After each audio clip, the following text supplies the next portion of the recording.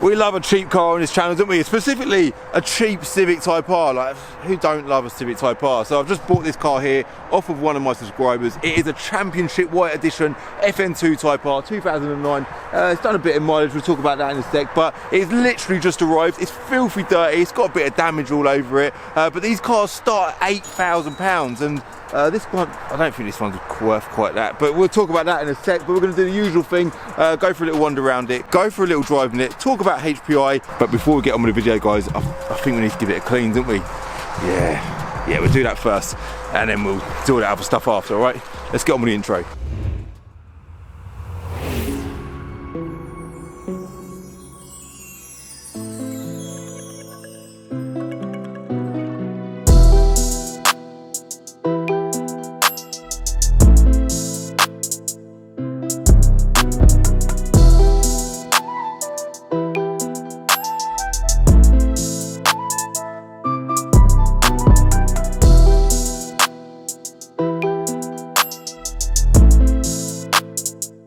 Unloved Championship White Edition FN2 Civic Type R, guys. Like, it does look a lot better now it's clean, and the guy that sold it to us, he did apologise. He was like, Calvin, I'm sorry, I know you say all the time it's so important that sellers should clean their cars before they offer it as for sale, but I was in a rush. Cars get so dirty nowadays. Like, look at the state of my M5 at the minute. It is filthy dirty. I keep meaning to get it clean. The EP3 is getting manoeuvred over there. If you didn't see that video, by the way, I've done a video collecting that from BCA last week. Great car that is, low mileage example. We do a lot of Type R content on this channel because ultimately I'm a car trader and I'm drawn to the things that I like. I love Civic Type Rs, I think they're great cars. I've never actually had a Championship White Edition Type R in my life before. So I'm quite excited about driving this thing for the first time in a bit. But before we do that, we'll go for a little wander around it, tell you what the pros and cons are with these cars, and tell you what, I'll show you sort of the damage here and there that this car's got, all right? So I mentioned earlier, it is, what's it done, about 100,000 miles? Is that what the mileage is? Let's just double check that. There it is, 91,680 miles. So it ain't a low mileage gem, but I think the one on Auto Trader, the cheapest one on there, at £8,000, has done over 100,000, well over 100,000 miles. So it's better than the next, like the cheapest one available, but it ain't, like I say, a low mileage example. But the paint, let's quickly talk about the paint. So it looks like this wing's been painted. The paint isn't very good. So visually, if we stand like miles back, the car appears to be a nice, clean example. But yeah, when you get up close, notice little marks on the wheels. The Championship White painted wheels, that is what's special about this car. So the Championship White Edition is, of course, painted in Championship White, and the wheels are in Championship White as well. That front splitter there, I think that's a Mugen splitter, but I don't think they all came with that, but that does look really nice in gloss black against the white. I really like that, like a little bit of the indicator missing there, and I noticed a little scuff on the front bumper down there. Such a shame, man, because this is a proper nice car. I mentioned as well that it's got no service history, which is terrible. I mean, I could, look at that, I'm just sort of talking, chatting away and pointing out damages as we go. Yeah, I could probably contact Honda, try and see if they've got any history. But yeah, FN2s are bloody cool. I don't know, I think I prefer an EP3 personally. They just seem like the more classical, original Type R. And when they brought these out, I remember I was so excited about driving one of these things for the first time, because it was like better in every way. The EP3 was a bit bland. It lacked a bit on the interior. It wasn't very, didn't offer too much comforts, I suppose, whereas the FN2 did. It had everything and more going for it. They literally upgraded the whole car inside and out, but the only thing they didn't upgrade is the engine. Although the K20 engine is an amazing engine, 200 brake horsepower, only 140 pound-feet of torque, which is a little bit disappointing. We'll talk about the drive when we go out for driving it in a sec. But you'd expect they would upgrade the engine, but in fairness to them, that is a wonderful engine. So as you come around the rear, gloss black rear diffuser, twin exit exhaust, I'm pretty sure I just mentioned that anyway, as I got sidetracked by the EP3 in the background, and even like the twin sort of split glass rear screen with a big spoiler in the rear, which some people do like to moan about because you can't actually see much out the rear window, but I don't care about that because I think it looks really good. The seats are like very similar to the seats in the EP3, but just a better version, more comfortable, more chunky, just a bit more visually pleasing.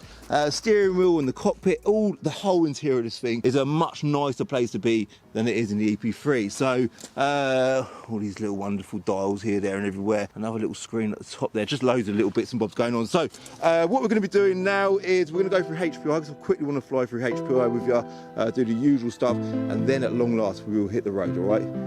Let's jump in the warm.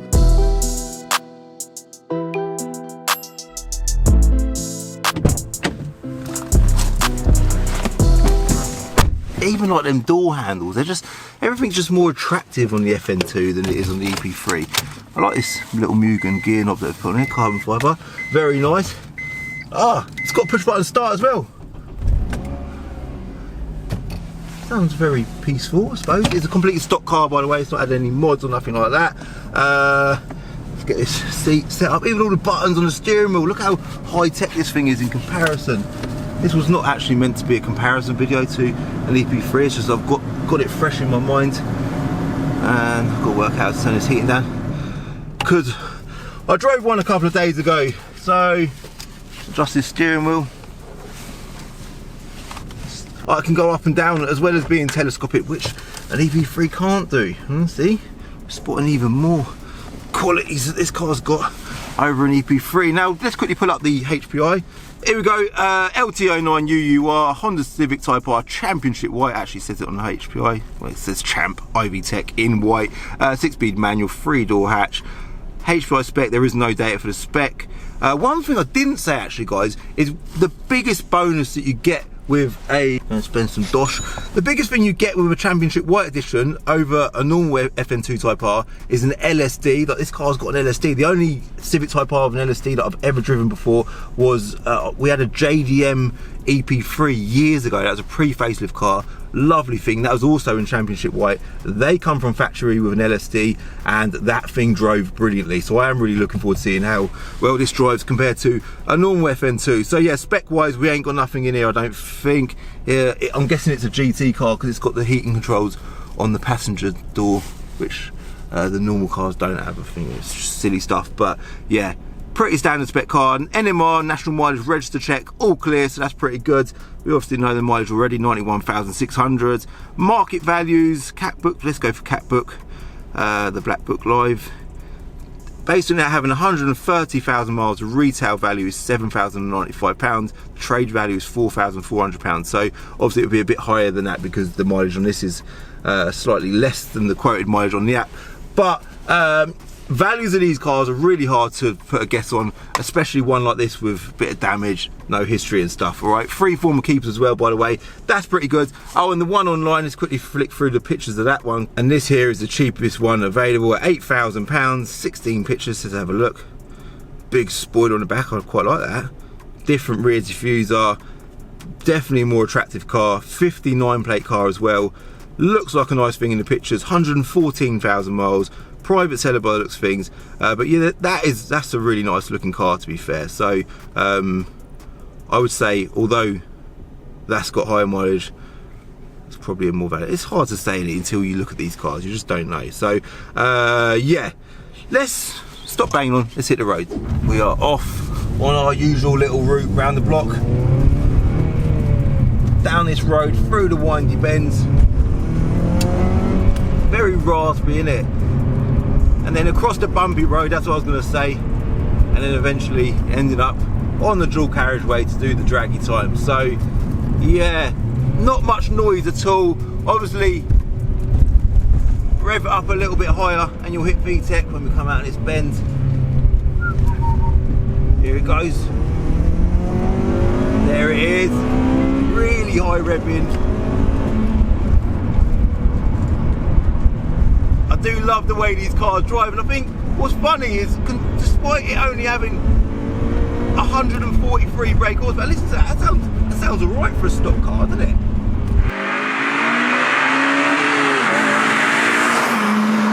Probably not too loud and leery, but let's have a little feel for this LSD.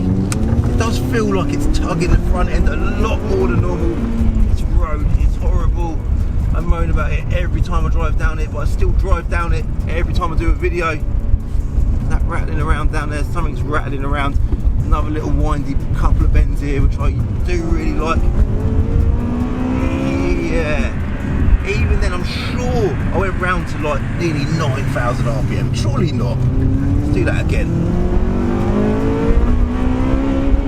Nah, 82, and I was on the limiter.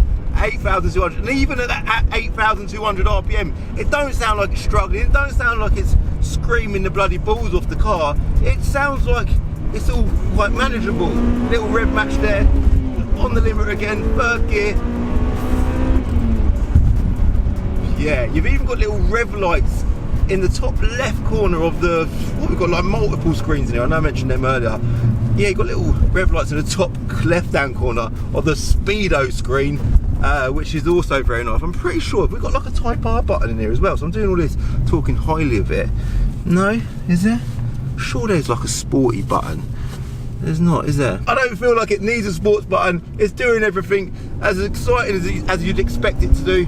And one thing I did not mention is, which like it's kind of mind-boggling, the Championship White Edition. There was apparently only 600 of them available to the UK market, making this car quite a rare car. Now there is a little white plaque near the gear stick here, which says number 56. Is that right? Am I viewing that right? Yes, I am. Number 56 of 600, maybe. This is quite a special car. I mean, I know all they've got going from really is a bit of white paint, white wheels and an LSD, but still quite unique. And when you see these things on the road, I don't know what it is about the colour white on a Japanese car. It looks very Jap, doesn't it? It looks very JDM, and yeah, I do think they're a really good looking thing. So let me now head over to the dual carriageway section of the video, and we'll do 20 to 70 mile an hour drag times, all right? Because although we've got wheel spin there, although, oh my god, front wheels are spinning like mad. I was going to say, although I don't think it will perform amazingly well, but it's still interesting to find out, isn't it? So yeah, let's do that now. Got no idea what to expect from this, but let's do it. 3, 2, 1, go. Just load the wheel spin. Oh, cow.